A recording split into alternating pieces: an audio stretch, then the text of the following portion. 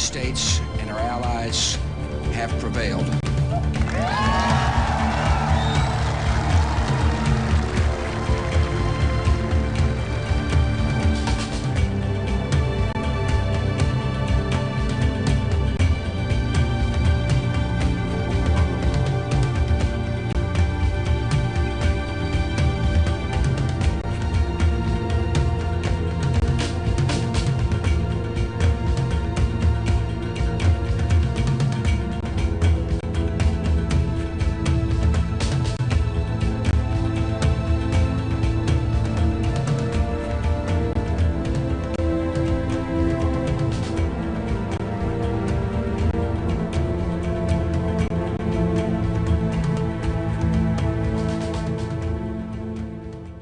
Hit the economy first was a housing slump. Fears spread to Wall Street. Consumers tightened their purse strings. The U.S. Federal Reserve cut its key interest rate by half a point. The I word, inflation, is coming to the fore. Major developments on the lending crisis in the U.S. Oil and gold prices are spiking. Nuclear strike here on our financial market. And it's complicated because of where we are in the election cycle. Huge disconnect between Wall Street and Main Street.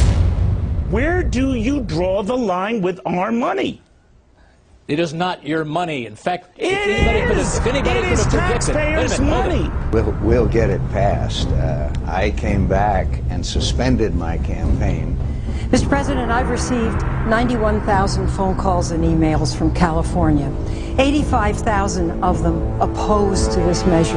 I think if we really do care about the livelihood of our constituents, there's only one vote, and it is yes. But in the end of the day, there's no real separation between Wall Street and Main Street. There's only the road we're traveling on as Americans. I urge my colleagues to join me in supporting this important legislation. And it comes down to one word: jobs. Jobs, so we can create jobs in our country. People have to know that this isn't about a bailout of Wall Street. We look forward to working closely with Congress to resolve this financial crisis.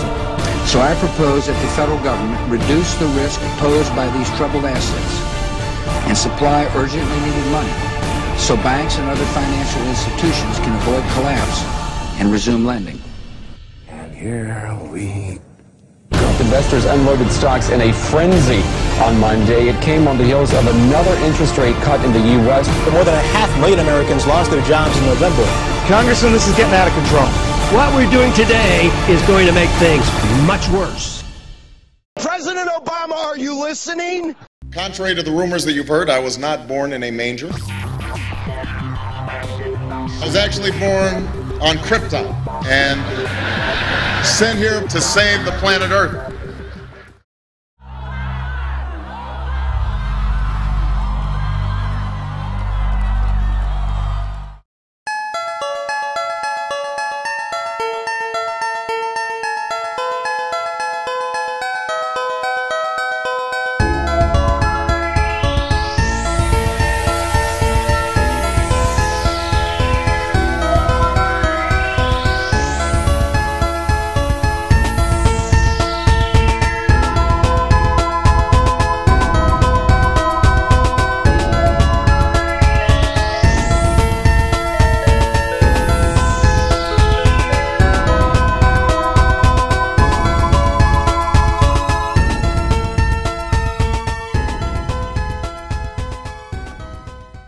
Give this man his due. Back then, in the height of that bubble, in the height of that party, he did. Ron Paul knew and said then that something was wrong with our financial system a long time ago. Madam Speaker, I rise in strong opposition to this bill because it won't solve our problem. We now are a nation known to start war. We feel compelled because of our insecurity that we have to go over and attack these countries to maintain our empire. We have over 700 bases, we're in 130 countries, and they're talking about bombing Iran. It is such a dramatic change from what is truly American and truly constitutional. I don't want to run the world. The Constitution doesn't give me the authority to run the world. We ought to mind our own business is what we need to do. Spending overseas, wasted money. This is a continuation of a revolution. revolution. It is a peaceful revolution. It's up to you to spread this message around this country. This is an American cause. It's a cause of freedom. There's something going on in this country, and it's big. Spread the message. Thank you.